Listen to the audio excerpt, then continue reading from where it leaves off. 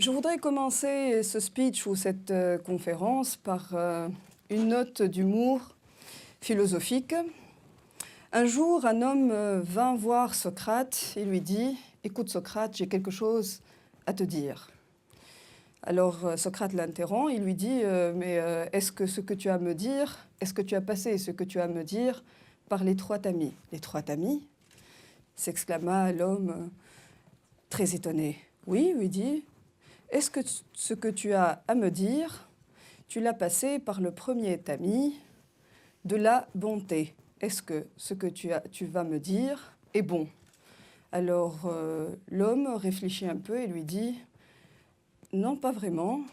Je pense que c'est au contraire, c'est pas vraiment bon. » Alors il lui dit « Est-ce que... Ok, c'est pas grave. Voyons quand même si tu as passé ce que tu as à me dire par le deuxième tamis, celui de la vérité. Si ce que tu vas me dire n'est pas bon, est-ce qu'il est au moins vrai ?» Alors, l'homme s'étonna un peu et il dit « Non, je ne pense pas parce que ce n'est pas vraiment moi qui a vécu la situation, on m'a rapporté cette situation. » Alors là, Socrate lui dit « Bon, alors examinons-le, si c'est ce que tu as à me dire. Si ce n'est pas bon, si ce n'est pas vrai, est-ce qu'il est au moins utile ?» Et c'est le troisième tamis. Alors l'homme lui dit, réfléchit un peu, lui dit non, je ne pense pas que ça soit utile. Donc Socrate le regarde et dit si ce que tu vas me dire n'est pas ni bon, ni vrai, ni utile, je préfère ne pas le savoir. Et je te conseille de l'oublier. C'est pareil pour moi. Quand on m'a appelé, ces jeunes pleins de talent, Lina Tmimi et Khadija Benhamoud Cyprian et Anaïs, toute cette belle équipe qui a pris l'initiative d'inviter des gens à partager des idées et à prendre la parole publiquement, j'ai hésité. J'ai hésité parce que pour moi, la prise de parole publique est une grande responsabilité. Je me suis dit, qu'est-ce que j'ai à dire qui soit bon, utile et vrai à la fois ? J'ai posé la question encore sur le thème sur lequel je dois intervenir. Et alors, on m'a annoncé que c'est comment devenir une meilleure version de toi-même. Alors ça, je me suis dit, bon, devenir une meilleure version de moi-même. Est-ce que je suis une version? Ça sonnait pour moi comme un slogan publicitaire. Et je me sentais encore plus mal à l'aise d'accepter de venir et de me déplacer de Tunis à Namur pour parler d'un slogan publicitaire. Qu'est-ce que c'est qu'une version de moi-même? Qui suis-je d'abord? Qui es-tu d'abord? Quelle version de toi-même? Celle qu'on a préparée pour toi, celle qu'on veut t'imposer, celle qu'on t'a programmé pour être? Les livres, par exemple. Est-ce qu'on peut parler de version de livres? Non, je ne pense pas. Les livres, est-ce qu'on peut les définir? Je ne pense pas. On peut les résumer, on peut avoir une impression, on peut avoir une perception. Et pour moi, les hommes sont pareils. On ne peut pas les réduire à des versions. Non, je ne suis pas une version. Je suis plus qu'une version. Une version, c'est limité. Moi, je suis illimité. Je suis une conscience. Je suis une conscience en devenir. Je ne veux pas devenir une meilleure version, mais je suis une conscience en devenir. Une conscience qui est en perpétuel changement. Une conscience du monde. Et je travaille tous les jours à améliorer ma conscience du monde, dans chaque rencontre que je fais, dans chaque livre que je lis, dans chaque expérience que je vis, que ce soit une expérience malheureuse ou une expérience heureuse, je cherche à comprendre le monde et à m'inspirer de cette expérience pour devenir plus en cohérence avec moi-même d'abord et avec le monde. On nous élève depuis notre jeunesse sur des modèles, des ready-made façon d'être, de réfléchir, de consommer tel produit, d'acheter telle marque, pour devenir mieux, pour se sentir mieux, pour acquérir un bonheur. Tout est façonné, tout est domestiqué, tout est programmé pour nous rendre selon des modèles, pour avoir telle carrière et pas telle autre, pour être avec telle personne et pas cette autre. Comme si tout est possible d'être divisé en négatif ou en positif. Et moi, ce que je fais, en travaillant sur moi-même, c'est d'essayer de m'éloigner le plus possible de cette force d'opinion, d'avis que les autres émettent par rapport à vous. Et quand je parlais tout à l'heure de la parole, de l'importance de la parole, c'est là en fait où la parole peut être une force créatrice et elle peut aussi être une force destructrice. Et parfois, vous grandissez avec des opinions, des avis sur ce que vous êtes, sur ce que vous faites, sur à quoi vous ressemblez. Et ce sont des avis qui sont négatifs et ça vous influence. Toute votre vie, vous allez penser que vous n'avez pas un bel physique, que vous êtes maladroit ou que vous ne pensez pas correctement ou que vous devez changer votre style de vivre. Et ça va vous influencer, ça va rentrer dans votre système de croyances et ça va vous transformer sans même vous rendre compte. La plupart du temps, les gens ne se rendent pas compte qu'ils sont très influencés, qu'ils sont devenus quelqu'un d'autre que ce qu'ils sont en réalité parce qu'ils ont reçu, ils étaient dans la réception des croyances des autres. Donc ce que je suis, pour moi, est multiple. Ce que je suis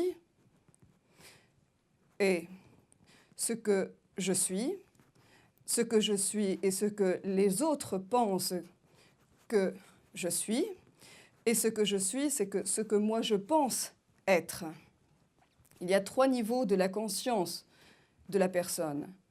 Et si on maîtrise, si on arrive à voir les 3 niveaux de cette conscience de soi-même, je pense qu'on peut se libérer. Et un des premiers accords, le premier accord des 4 accords Toltec qui nous enseignent beaucoup, qui nous présentent un code de conduite. Je ne sais pas si vous connaissez les accords Toltec. Est-ce qu'il y a dans la salle quelqu'un qui connaît lève la main, par exemple. Les accords Toltec, la sagesse. Je ne vois pas tout le monde, malheureusement, parce que j'ai de la lumière dans les yeux, mais voilà. Donc, le premier accord, je vous invite à aller découvrir les accords Toltec. Le premier accord, c'est faites que votre parole soit impeccable. C'est-à-dire, chaque fois que vous dites quelque chose par rapport aux gens, que vous émettez un avis, une opinion, une réaction, pensez à ce que vous dites, parce que ce que vous dites peut détruire, qu'on peut grandir quelqu'un. Très bien. Ma conscience du monde. Ma conscience de moi-même à travers ma conscience du monde. Je pense que tous, on veut tous les jours changer quelque chose à soi. C'est pour cela, on pense, entre guillemets, à donner une meilleure version, ou travailler plus, ou changer tel défaut, ou essayer de dépasser telle faiblesse. Mais on demande beaucoup de soi, comme on demande beaucoup du monde. Et on demande beaucoup parfois du monde plus qu'on demande de soi. Et en réalité, pour moi, la possibilité de voir évoluer les choses, c'est un travail personnel qui s'étend sur un travail ou sur les rapports avec les autres. Je dois être ou je veux être le changement que je veux voir dans le monde. Alors, je travaille tous les jours sur cela. Je suis à l'écoute, je suis ouverte, je suis attentive à ce qui se passe. Et ma conscience qui est en devenir, parce que ma conscience est prête à se développer, c'est comme la métaphore d'un caillou qu'on fait tomber dans un lac, et de ce choc du caillou avec le lac, il y a des cercles qui commencent à se dessiner jusqu'à couvrir toute la surface du lac. Et c'est pareil pour moi. La conscience, ce sont des petits efforts qui vont se mettre l'un à côté de l'autre pour arriver à un grand éveil. Et le grand éveil, pour moi, c'est de pouvoir briser briser nos digues, briser nos peurs, briser nos craintes, briser déjà l'image qu'on se fait de soi et l'image que les autres font de nous, et essayer de revenir à l'essentiel dans l'homme. Quand j'étais petite, je rêvais et je disais même que je deviendrais la présidente de la République. Et quand je disais ça, tout le monde rigolait, alors on aimait bien me poser la question. Et ça me rendait très, très triste parce que je voyais que les adultes se moquaient beaucoup des enfants et de leurs rêves comme ça, naïfs peut-être, certainement maintenant que je suis adulte, de dire qu'en devenant présidente de la République, je peux changer le monde. Plus tard, j'ai commencé à faire du théâtre. Ça m'a fait beaucoup de bien et j'ai commencé à créer des mondes à l'intérieur de ce monde. Mais plus tard, quand j'ai eu à choisir pour ma carrière, pour les études que je dois suivre, j'ai choisi de faire des études juridiques et politiques dans l'esprit de continuer mon rêve d'enfant. Et ma première année de faculté, avec toutes les expériences que j'ai faites dans le militantisme politique, j'ai dit « Ah non, ça, c'est pas pour moi, c'est pas comme ça que je peux changer le monde. Je préfère changer le monde à travers le théâtre. » Et j'ai dit « Maintenant, moi, je ne fais plus de politique, je fais du poétique. Et je vais essayer de changer le monde par l'art. » Et dans mes pièces, dans mes créations, dans mes livres, je cherche toujours à interroger le monde, à réfléchir, à inviter les gens à réfléchir avec moi. Mais la plupart du temps, j'étais aussi frustrée ou je ne suis pas satisfaite parce qu'autour de moi, on me renvoie cette image. Mais comment ça se fait? Tu es avocate, tu travailles très peu, tu ne gagnes pas assez ta vie, tu passes ton temps à être une artiste dans la précarité, à partir d'un pays à un autre, à courir derrière des mirages. Et ça m'affecte, bien sûr, mais en même temps, moi-même, je me pose la question, je me dis, mais comment je peux être utile pour les gens ou pour mon pays? Est-ce qu'un poème peut guérir un malade? Est-ce que, je ne sais pas, une pièce de théâtre peut résoudre la guerre? Est-ce que... Parfois, je me sens comme inutile et je suis frustrée. Mais dans mes expériences, j'ai eu la possibilité aussi de comprendre que tout ce qu'on fait à notre échelle, tout petit qu'il soit, peut permettre du changement dans le petit cercle qui va se multiplier pour atteindre un cercle plus grand et encore un cercle plus grand. Et c'est comme ça que le changement que je veux être va devenir le changement le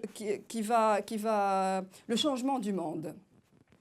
Et c'est pour cela, par exemple, mon ami Marcel Moreau, l'auteur, un superbe auteur belge, m'a dit qu'un jour, elle était très affectée qu'une lectrice vienne le voir pour lui dire qu'elle est guérie d'un cancer parce qu'elle a lu un livre de lui. J'ai une comédienne égyptienne qui s'appelle Ayet Magdi. Elle a travaillé avec moi sur une pièce sur les femmes. Et elle m'a dit, au bout d'un an, elle était pas bien dans sa peau, avec sa féminité, une femme dans le monde arabe. Et au bout d'un an, j'ai vu le changement radical. Elle est revenue cette année, on a joué au GTC en Tunisie, Journée théâtrale de Carthage, et elle était complètement changée en une année. Elle est devenue complètement une autre personne, et c'est une pièce de théâtre, seulement une expérience d'une pièce de théâtre. Donc pour moi, tout ce qu'on fait, si petit qu'il soit, si on le fait vraiment bien, de toute notre volonté de faire avec une grande conscience, tout ce qu'on fait, il nous permet de nous améliorer et d'améliorer tout ce qui se passe autour de nous. Et pour moi aussi, ce qui est important, c'est qu'on ne devient pas l'autre qu'on a décidé pour nous. Ce qui est important, c'est de rester soi-même.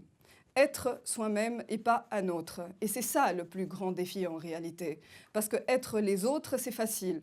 Il y a des ready-made chemins à faire et on est tous comme les autres. Et je vais finir par une citation extraordinaire. Je n'aurais pas tout dit, j'ai beaucoup de choses à dire, mais les auteurs, ils sont toujours très bavards, les avocats aussi. Un superbe auteur aussi que j'aime beaucoup, Raoul Van Eyck, si je prononce très bien son nom, je ne sais pas. Il dit « Sois ce que tu désires, de sorte que chaque désir accroisse la vie en toi. » Et moi, je vous souhaite d'être toujours ce que vous désiriez, de sorte que chaque désir accroisse la vie en vous. Je vous remercie.